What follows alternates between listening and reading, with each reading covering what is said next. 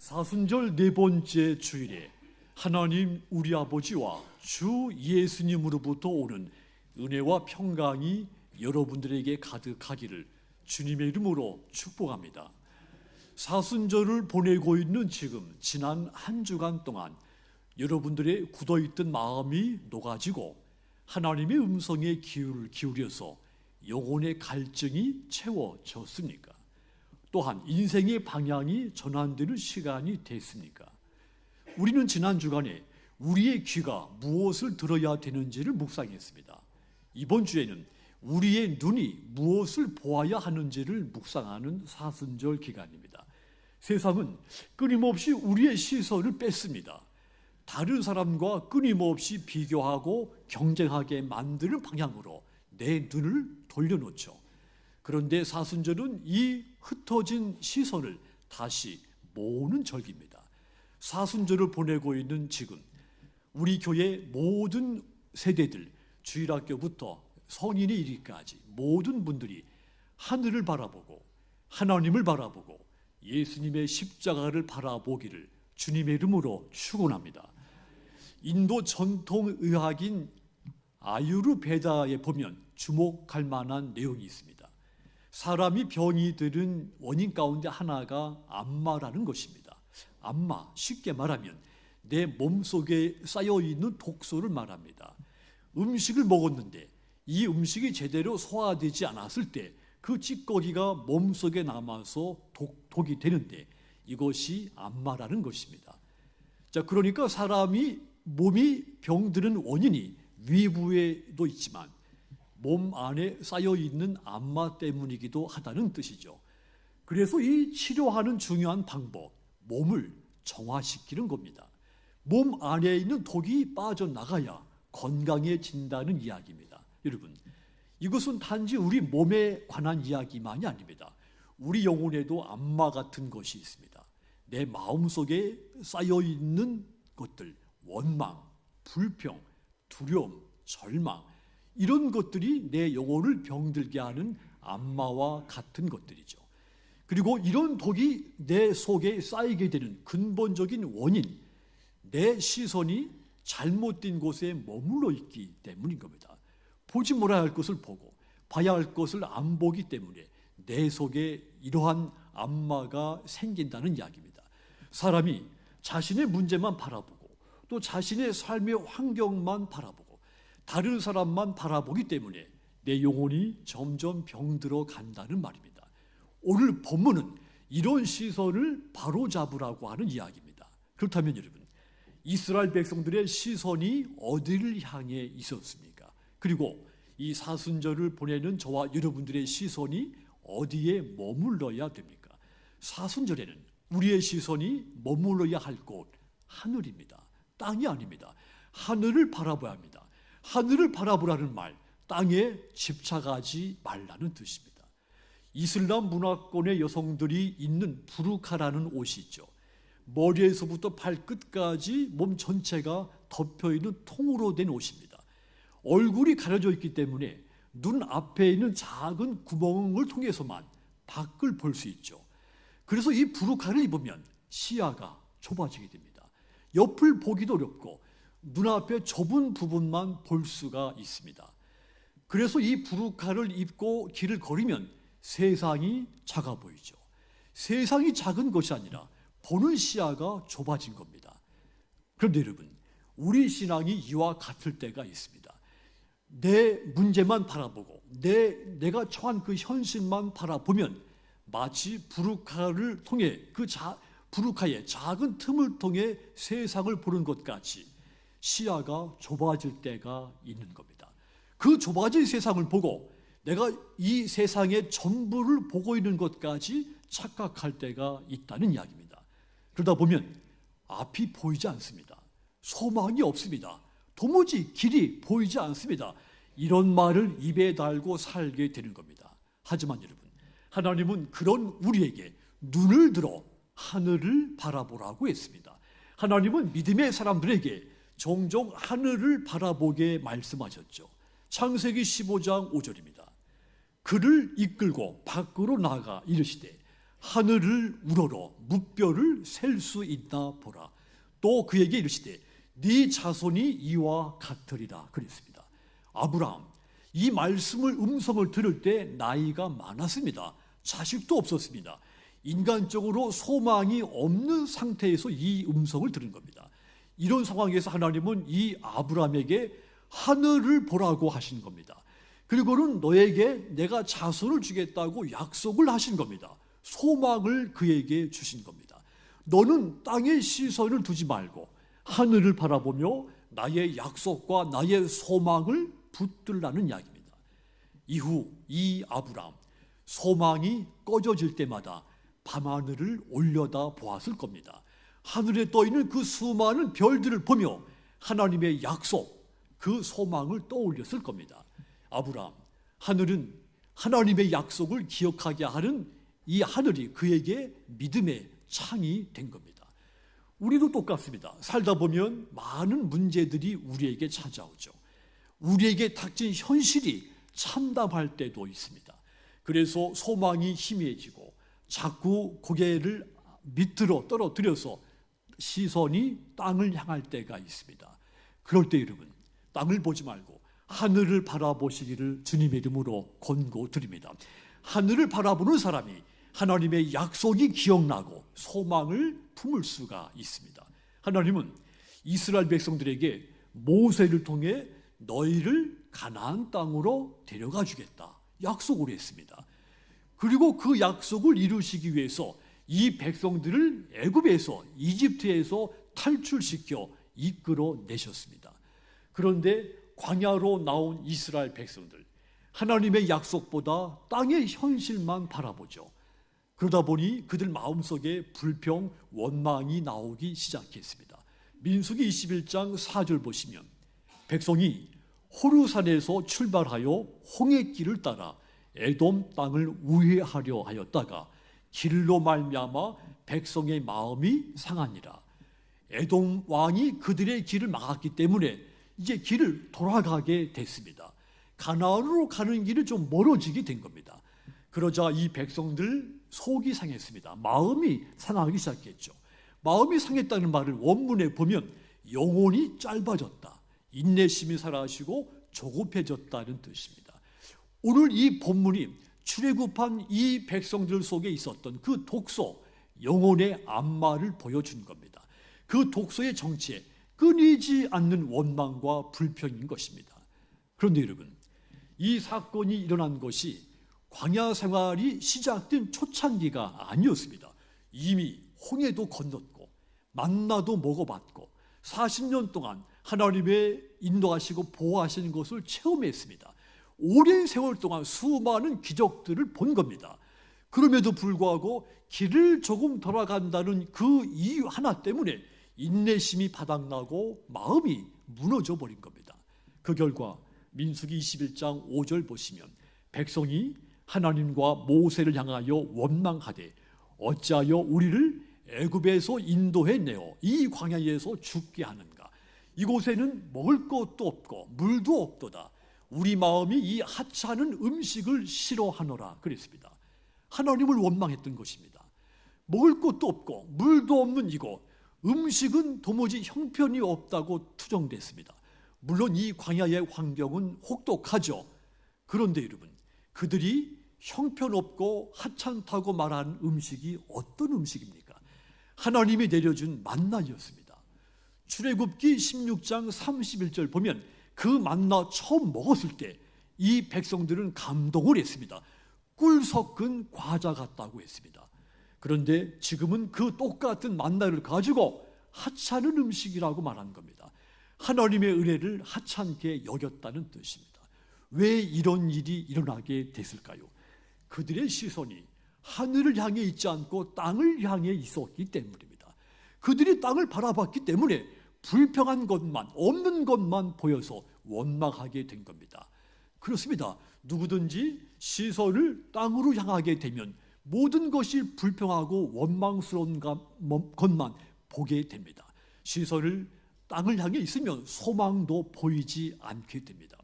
이스라엘 백성들 문제가 그와 같은 것이었죠.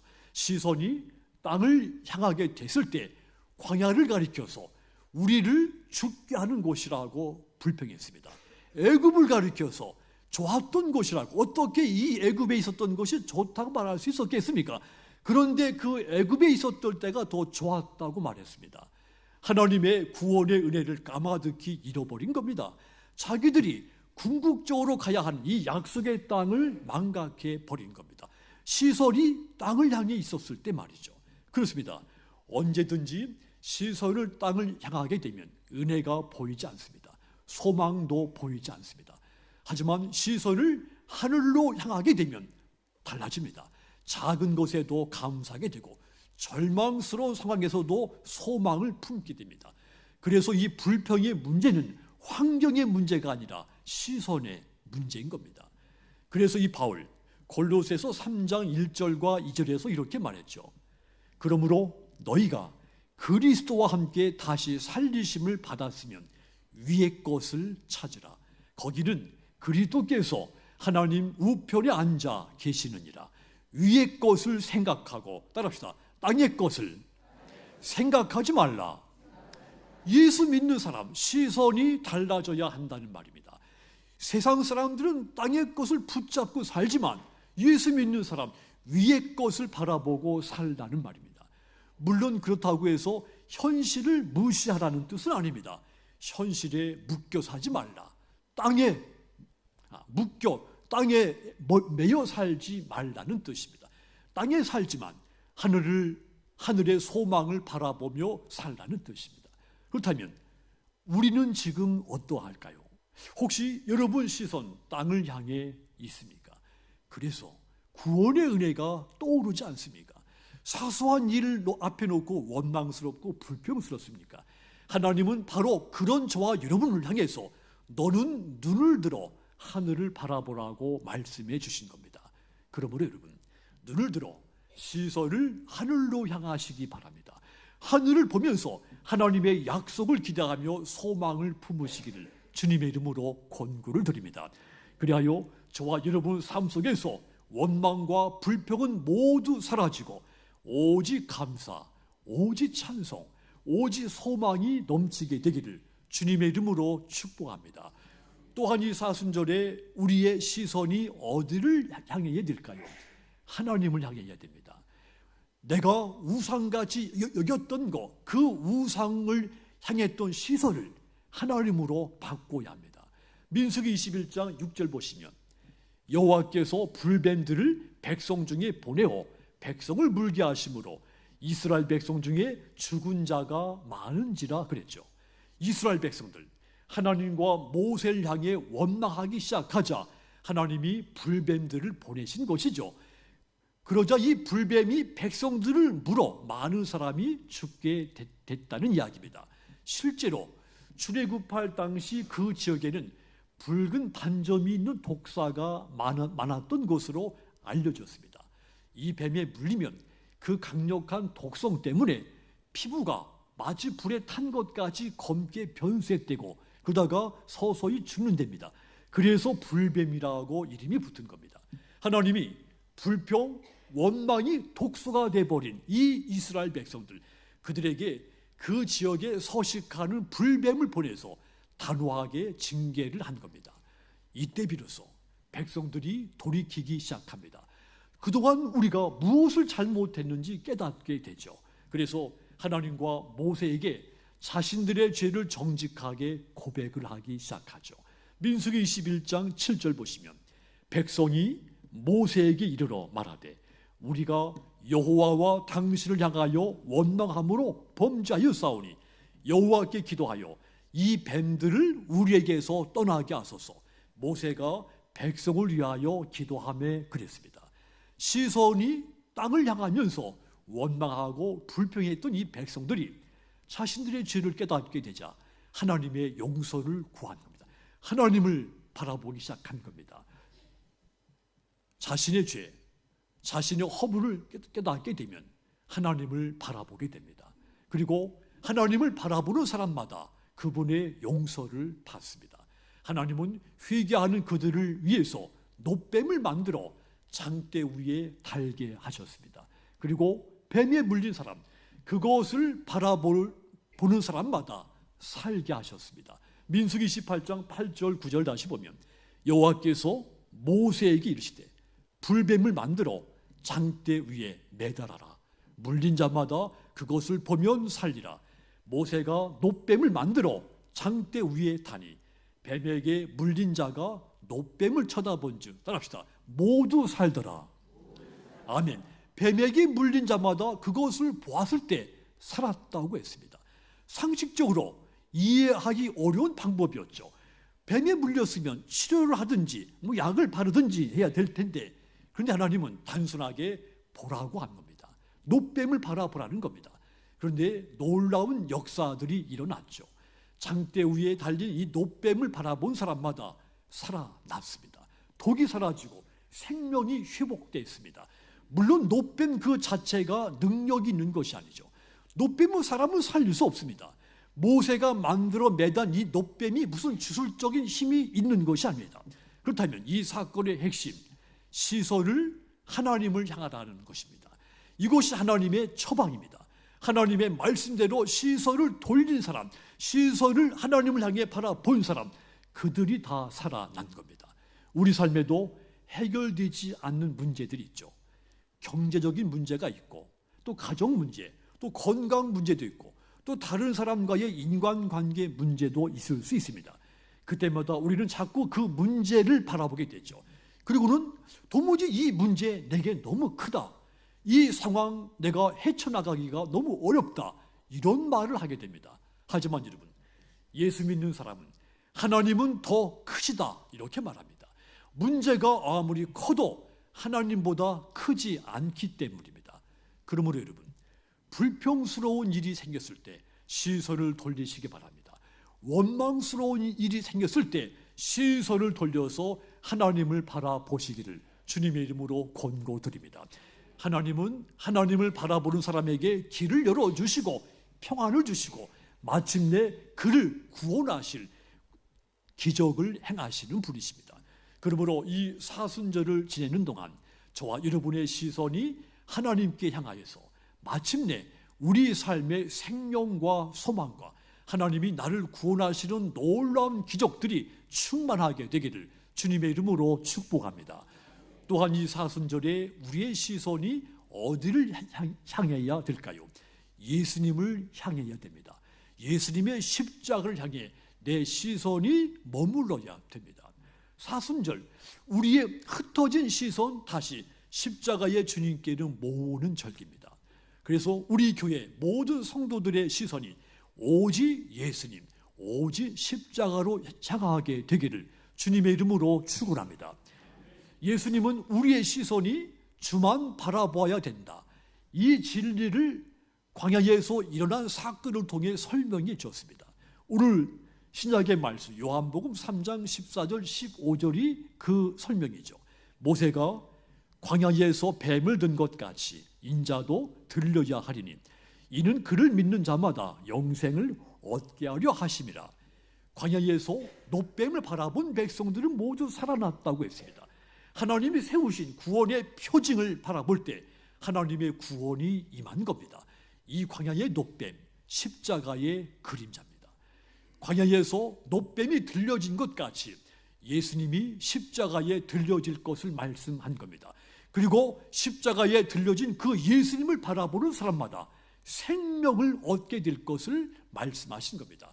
그래서 이어지는 말씀이 요한복음 3장 16절이죠. 우리 같이 읽겠습니다. 하나님이 세상을 이처럼 사랑하사 독생자를 주셨으니 이는 그를 믿는 자마다 멸망하지 않고 영생을 얻게 하려 하심이라. 아멘. 이것이 복음의 핵심입니다. 하나님은 우리를 사랑하셨습니다. 그리고 그 사랑 때문에 하나밖에 없는 독생자 예수님을 십자가에 내어준 겁니다. 그 십자가를 바라보는 사람 누구든지 멸망하지 않고 영원한 생명을 얻게 하신 겁니다. 성도 여러분, 왜 우리가 예수님을 바라봐야 되는지, 예수님이 나의 구원자이시고 예수님은 나의 생명이시기 때문에 예수님을 바라봐야 된다는 것을 깨닫게 됐습니다. 히브리서 12장 2절 보시면 믿음의 주요 또 온전하게 하시는 이 예수를 바라보자. 그는 그 앞에 있는 기쁨을 위하여 십자가를 참으사 부끄러움을 개의치 아니하시더니 하나님 보좌 우편에 앉으셨다 했습니다. 이 메시지 핵심, 예수를 바라보라는 것입니다. 그렇습니다. 우리의 시선이 머물러야 할 곳, 세상이 아닙니다. 이 세상이 내 눈을 바라보도록 많은 것들이 있지만, 그러나 세상은 우리의 시선이 머물 곳이 아닙니다. 우리의 시선이 머물러야 할 곳, 예수님과 그분이 지신 십자가입니다. 사순절, 우리의 시선을 다시 예수님께로 돌리는 시간입니다. 그런데 우린 바쁘게 사는 동안에 종종 예수님을, 십자가를 바라보지 못할 때가 있습니다. 그러나 이 사순절에 다시 예수님을, 다시 십자가를 바라보시기를 권고드립니다. 그래서 죄의 짐이 풀어지고 상처가 치유가 되시고 영혼에 새 힘이 생기고 새로운 생명의 은혜가 더욱 넘치는 저와 여러분들의 사순절이 되기를 주님의 이름으로 축복합니다. 사랑하는 성도 여러분, 사순절, 우리의 시선을 돌아보는 절기입니다. 조용한 영성으로 나의 시선이 어디를 향하고 있는가 돌아보는 절기가 사순절입니다. 사순절 네 번째 주간에 땅을 바라보던 시선을 돌려서 하늘을 바라보시기 바랍니다. 우상을 바라보던 시선을 돌려서 하나님을 바라보시기를 부탁드립니다. 자기 자신을 바라보던 시선을 돌려서 예수님을 바라보시고 십자가를 바라보시기 바랍니다. 그리하여 주님 은혜 안에서 저와 여러분의 삶에 새 생명과 평강과 또한 새로운 삶의 기쁨이 충만하게 되는 귀한 사순절 되시기를 주님의 이름으로 축복합니다.